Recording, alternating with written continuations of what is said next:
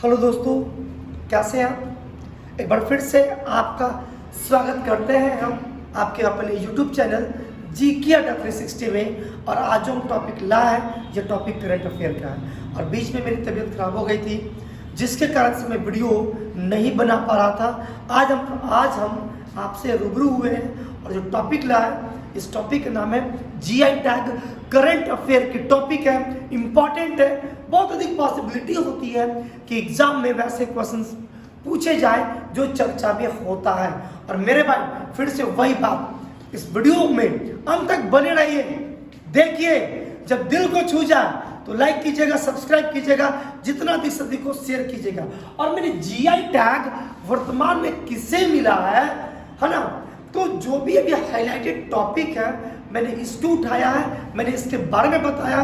मेरी हमेशा एक इंटेंशन होती है कि मैं जो भी बताऊं आपको एकदम स्मार्ट तरीके से बताऊं। स्मार्ट बोर्ड नहीं है, लेकिन यकीन कीजिए हम आपको जितोड़ कोशिश करेंगे इसी बोर्ड पर बहुत सारे अच्छे अच्छे कलेक्शंस देने के लिए और याद करवा देने के लिए। आइए स्टार्ट करते हैं। GI टैग, आप अक्सर सुनते होंगे GI टैग के बारे में। आखिर GI टैग का फुल फॉर्म क्या होता है? तो GI टैग का जो फुल फॉर्म होता है, हम लोग कहते हैं G stand for geographical and I stand for indication. यानी G मतलब होता है जोग्राफिकल और I मतलब होता है इंडिकेशन। तो समझ चुके होंगे कि GI टैग का मतलब फुल फॉर्म क्या होता है। अब हम बात कर रहे थे शुरुआत की कि भारत में जो GI टैग है उसकी शुरुआत कब हुई। तो भारत में GI टैग की शुरुआत 2003 में हुई। और GI टैग शुरुआत करने के पीछे उद्देश्य क्या था? तो बहुत सारे उत्पाद थे जो महत्वपूर्ण था, इनके उत्पादन को बढ़ाना, साथ ही साथ बहुत सारे उत्पाद जो विलुप्त होने वाले थे उनको विलुप्ति से बचाना, निर्यात को बढ़ाना, रोजगार के अवसर प्रदान करना। यानी यूं कहें तो GI टैग देने का एक मुख्य उद्देश्य होता है ताकि एक अच्छा मार्केट उपलब्ध हो, एक यूनिक पहचान बने, जिसके कारण उत्पादन को बढ़ावा मिलेगा, जिससे निर्यात को बढ़ावा मिलेगा। और इस फील्ड में लगे जो भी लोग होंगे, ऐसे में रोजगार की वृद्धि होगी। तो यह उद्देश्य होता है किसका? GI टैग प्रदान करने का। अब हम बात कर लेते हैं कि आखिर GI टैग कौन प्रदान करता है। आपसे एग्जाम में पूछ सकता है कि GI टैग कौन प्रदान करता है। तो GI टैग भारत सरकार की एक मंत्रालय है, उस मंत्रालय का नाम है वाणिज्य मंत्रालय। क्या नाम है वो? उसका क्या नाम है? इसका नाम है वाणिज्य मंत्रालय। लेकिन ठहरिए, इससे काम नहीं चल जाएगा आपका। वाणिज्य मंत्रालय की एक डिपार्टमेंट है, उस डिपार्टमेंट का नाम है department of industries promotion and internal trade. क्या नाम है उसका? वाणिज्य मंत्रालय की एक शाखा है, एक डिपार्टमेंट है, और उस डिपार्टमेंट का नाम है department of industries promotion and internal trade. यही शाखा GI टैग प्रदान करती है। अब रही बात कि जो GI टैग प्रदान किए जाते हैं किस एक्ट के तहत प्रदान किए जाते हैं, तो वाणिज्य मंत्रालय में एक एक्ट है जिसका नाम है भौगोलिक संकेत पंजीकरण संरक्षण एंड 1999। यानी एक्ट का क्या नाम है? एक्ट 1999 एक्ट के तहत यह क्या होता है? GI टैग प्रदान किया जाता है। और मैंने पहले ही कहा था कि GI टैग प्रदान करने का एक और उद्देश्य यह होता है कि जो भी वस्तुएं हैं उसको संरक्षण प्रदान करना, यानी विलुप्त होने से रोकना। तो कौन प्रदान करता है? किस एक्ट के तहत GI टैग प्रदान की जाती है? तो नाम है भौगोलिक संकेत पंजीकरण संरक्षण अधिनियम 1999 एक्ट के तहत दी जाती है। अब रही बात कि इसकी मुख्यालय कहाँ पे है, तो इसकी मुख्यालय कहाँ पे है? इसका मुख्यालय चेन्नई में। मेरे भाई, मैंने आपके लिए बहुत ही अच्छे कलेक्शन लाए। कलेक्शन अच्छा लगे तो अभी लाइक कर दीजिए। अब बात का वेट मत कीजिए और जितना अधिक से अधिक हो सब्सक्राइब कीजिएगा। बात कर लेते टैग की मान्यता। जो जीआई टैग प्रदान किए जाते हैं, इस जीआई टैग का मान्यता कितने समय का होता है? तो अगर एक बार किसी भी वस्तु को जीआई टैग मिल जाती है तो जीआई टैग की जो मान्यता होती है वो 10 वर्षों का होता है। लेकिन 10 वर्षों के बाद आप पुनः उस जीआई टैग जो प्राप्त है उसको रिन्यूअल करना पड़ता है, यानी पुनः पंजीकरण करना पड़ता है। यानी एक बार यदि जीआई टैग मिलती है तो 10 वर्षों के लिए मान्य होती है। हम बात कर लेते हैं कि सबसे पहले कौन सी ऐसी वस्तु है जिसको भारत में जीआई टैग मिला। तो भारत में जो वस्तु है जो जीआई टैग मिला, तो सबसे पहले भारत में जो जीआई टैग मिला था वो मिला था दार्जिलिंग चाय को। किसको मिला था? दार्जिलिंग चाय को। और आप जानते होंगे कि जो दार्जिलिंग है वो पश्चिम बंगाल में पड़ती है, तो दार्जिलिंग चाय को मिला था। कब मिला था? तो ये मिला था 2004 में। कब मिला था? 2004 में। अब हम बात करते हैं वर्तमान सिनेरियो की बात करें तो भारत में अभी तकरीबन 420 से ज़्यादा या लगभग 450 के आसपास वस्तुओं को जीआई टैग मिल चुका है। और भारत में किस राज्य को सबसे ज़्यादा जीआई टैग मिला? तो जीआई टैग भारत में सबसे ज़्यादा कर्नाटक को मिला। किसको मिला? कर्नाटक राज्य के उत्पाद को, कर्नाटक राज्य के वस्तु को सबसे ज्यादा जीआई टैग मिले हैं। इसके जीआई टैग की संख्या 40 से अधिक या 40 के आसपास होगी। बहुत पहले इसके जीआई टैग की संख्या 38 थी। अब हम बात कर लेते हैं विश्व में प्रथम कि सबसे ज्यादा वर्ल्ड में जीआई टैग किस देश को दिया गया। तो पूरे विश्व में सबसे ज्यादा जो जीआई टैग मिला है उस देश का नाम है क्या? जर्मनी। यानी जर्मनी एक ऐसा देश है जहां पर जीआई टैग की अगर वस्तुओं की बात करें तो तकरीबन उसकी संख्या 9000 से ज्यादा, लगभग 10,000 वस्तुओं को जर्मनी में जीआई टैग मिल चुका है। अब हम बात कर लेते हैं अंतर्राष्ट्रीय स्तर पर कि इंटरनेशनल लेवल पर जीआई टैग कौन प्रदान करती है। तो इंटरनेशनल लेवल पर जो जीआई टैग प्रदान करती है उस संस्था का नाम है वीपो। क्या नाम है? वीपो। इंटरनेशनल लेवल पे भी जीआई टैग प्रदान किए जाते हैं। और कौन प्रदान करता है? वीपो। आप कहेंगे वीपो का फुल फॉर्म क्या होता है? एकदम लिख लीजिए, इंपॉर्टेंट है, एग्जाम में आता है। W stand for world, I stand for intellectual, P stand for property and O stand for organization. यानी वर्ल्ड इंटेलेक्चुअल प्रॉपर्टी ऑर्गेनाइजेशन, यह जो संस्था है यह इंटरनेशनल लेवल पर जीआई टैग प्रदान करती है। और इसके मुख्यालय की बात करें, इसका जो मुख्यालय है वो है जेनेवा में। क्या पे है? जेनेवा में। स्थापना की बात करें तो ये जो वीपो संस्था है, वीपो वर्ल्ड इंटेलेक्चुअल प्रॉपर्टी ऑर्गेनाइजेशन, इस संस्था का एस्टैब्लिशमेंट 1967 में हुआ। मुख्यालय कहाँ पे था? जेनेवा में। अगर बाय डेट याद कर लेना है तो इसका डेट है 14 जुलाई, यानी 14 जुलाई को इसकी स्थापना की गई थी। तो ये बेसिक बातें थी जो जीआई टैग याद करने से पहले आपको पता होना चाहिए। आइए हम जीआई टैग भारत में, मैंने बताया कि 450 से भी लगभग ज़्यादा प्रोडक्ट को, लगभग 450 प्रोडक्ट को जीआई टैग दे दिया गया है। और किस बहुत सारे को मिला, लेकिन कौन से जीआई टैग बहुत इंपॉर्टेंट रहे हम उसकी बात कर लेते हैं। चलिए 450 तो आप लिख नहीं सकते हैं, ना याद कर सकते हैं, लेकिन जो हाईलाइटेड है, जो इम्पोर्टेंट है, जो एग्जाम के व्यू से बहुत मतलब आ सकता है, जिसे हाल ही में जीआई टैग मिला है, हम इसकी बात कर लेते हैं। चलिए सबसे पहले बात कर लेते हैं काला चावल। क्या है? काला चावल जिसे हम चाखाओ भी कहते हैं, काला चावल जिसे चाखाओ कहते हैं। अगला है सिरांगखोंग जो हाथी मिर्च के नाम से जाना जाता है, तमेंगलोंग संतरा और कचाई नींबू। ये जो आप चारों देख रहे हैं चारों एक राज्य के हैं और उसका क्या नाम है? मणिपुर। क्या नाम है? मणिपुर। देखिए कैसे आप याद रखेंगे, काला चावल है ना, काला चावल, सिरांगखोंग, तमेंगलोंग संतरा और कचाई नींबू। ये आपको ऐसे रखना याद कि जो काला होता है ना, काला मनी भी होता है। देखे होंगे कि काला क्या होता है, मनी होता है, मनी। तो आप ऐसे ट्रिक के लिए याद कर लीजिए कि एक मनी है जो काले रंग का है, यानी काला चावल है, सिरांग खोंग, तामेंग लोंग संतरा और कच्चाई नींबू, ये सभी को जीआई टैग मिला है। और कहाँ पे है, तो ये मणिपुर राज्य से संबंधित है। तो आप एक साथ में लिखिए और उसे याद कीजिए। क्या है, संतरा है, नींबू है, हाथी मिर्च है, काला चावल है, यही तो है मणिपुर की। अगली हम बात कर लेते हैं जो जीआई टैग मिला है, इंपॉर्टेंट है, कड़कनाथ मुर्गा और चिन्नौर चावल, ये दोनों एक राज्य के हैं। कड़कनाथ मुर्गा, जानते हैं कड़कनाथ मुर्गा एकदम ब्लैक होता है, ब्लैक काले रंग का होता है, इसके जो मांस भी होते हुए वो भी काले होते हैं, एंटीऑक्सीडेंट होते हैं, है ना। या कड़कनाथ मुर्गा, तो कड़कनाथ मुर्गा जो है इसे जीआई टैग दिया गया है।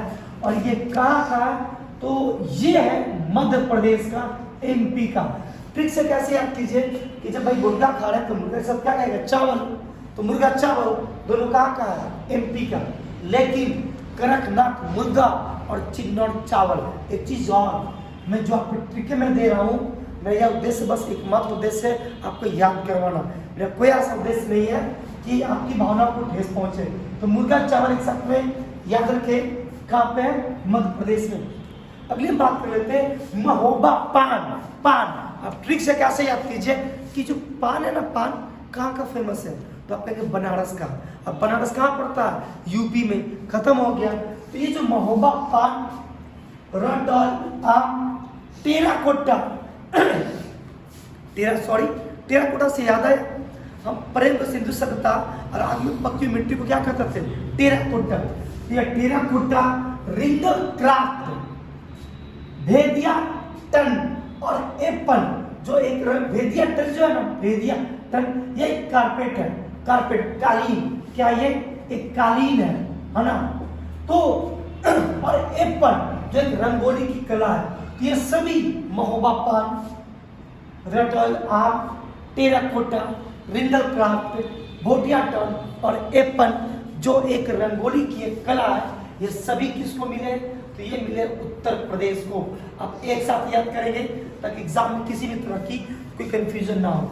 अगर हम बात करें कट्टी कट्टू आम, क से कट्टी कट्टू, क से केरल, कर्नाटक नहीं केरल, तो कट्टी कट्टू आम और एडियोर मिर्च, ये दोनों कहाँ के उत्पाद है, तो ये दोनों उत्पाद है केरल के, जिसे क्या मिला है, जीआई टैग फिलहाल में मिला। अगर हम बात कर लेते हैं, नाम से पता चल चुका होगा जो स्टूडेंट्स बिहार के होंगे, मिथिला मखाना, मधुबनी पेंटिंग, सिला खाजा, सिक्की घास, भागलपुर रेशम, मघी पान, बासमती चावल, बिहार के जानते हैं। ये सभी जो प्रोडक्ट आप देख रहे हैं, ये सभी प्रोडक्ट कहाँ के हैं, बिहार के। लेकिन जो भी स्टूडेंट बिहार के हैं उनको यह पता होना चाहिए कि बिहार के कुल 11 ऐसे उत्पाद हैं जिनको जीआई टैग मिला है। अब याद रखिएगा कि हस्तशिल्प, हैंडक्राफ्ट के फील्ड से हस्तशिल्प के फील्ड से 6 को, कृषि के फील्ड से, लिख लीजिएगा, आप लिख लीजिए, हस्तशिल्प के फील्ड से 6, कृषि के फील्ड से 1, और साथ ही साथ खदान के मामले में 1 उत्पाद को जीआई टैग मिला। यानी कृषि में 4 को, कृषि में कितने को, 4 को, हस्तशिल्प में 6 को, और 1 किसे मिला, खदान के मामले में जीआई टैग मिला। तो अगर जो स्टूडेंट अगर लिखना चाहते हैं तो इस 7 का नाम लिख ले।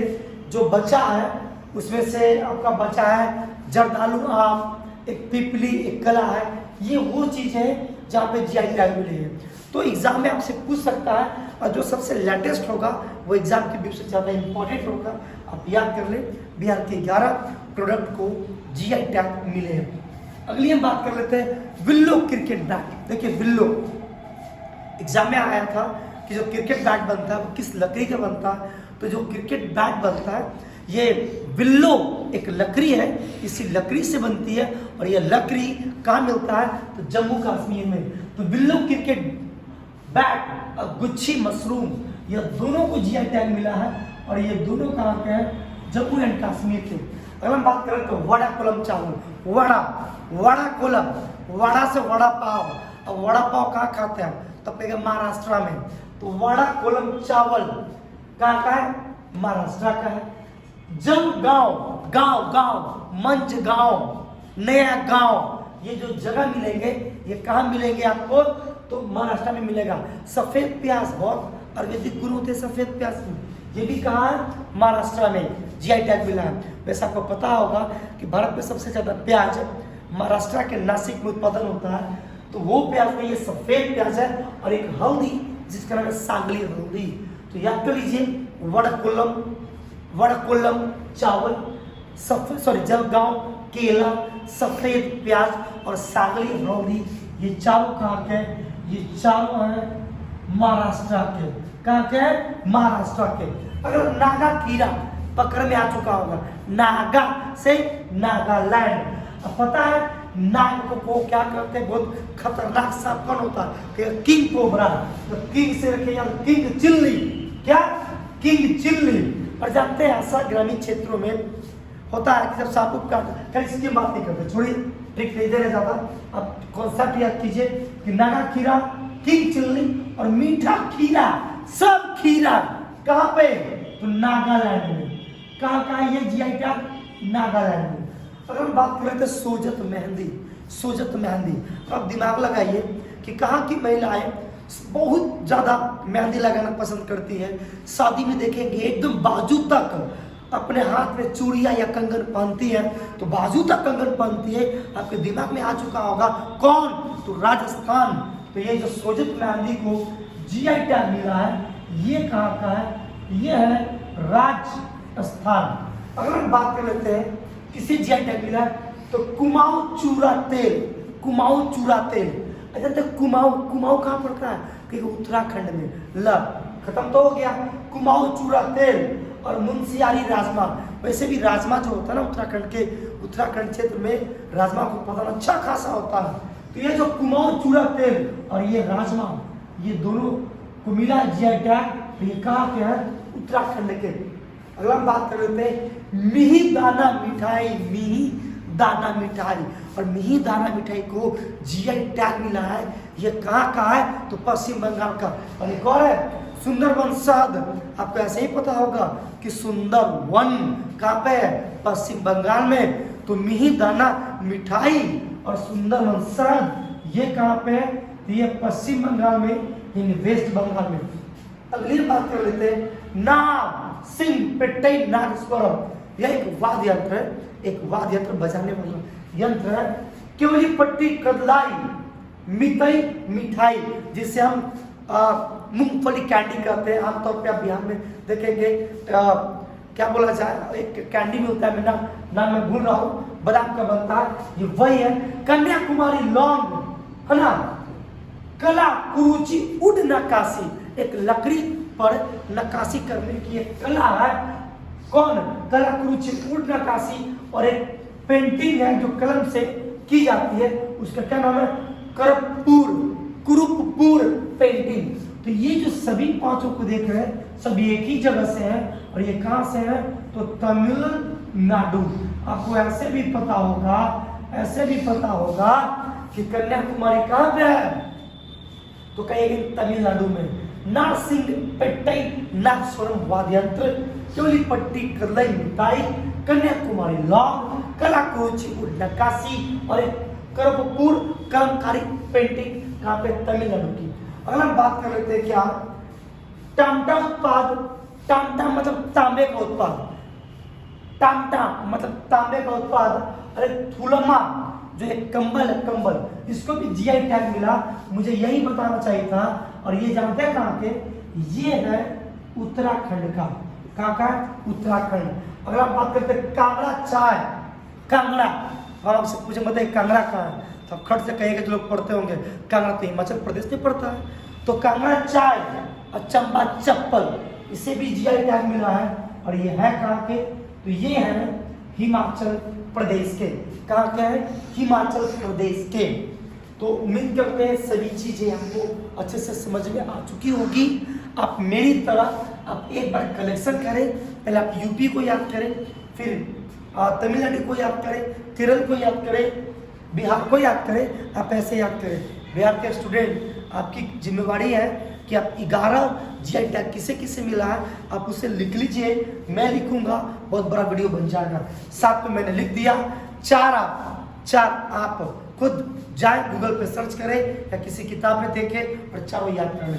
कुछ और है, जैसे मैं लिख देता हूँ, जैसे जर्दालू आम बहुत फेमस है, वो बिहार का है। हल्दी नाल में याद कर लीजिएगा, हल्दी में 2-3 लिख देते हैं, जैसे कि कंधमाल हल्दी, कौन है?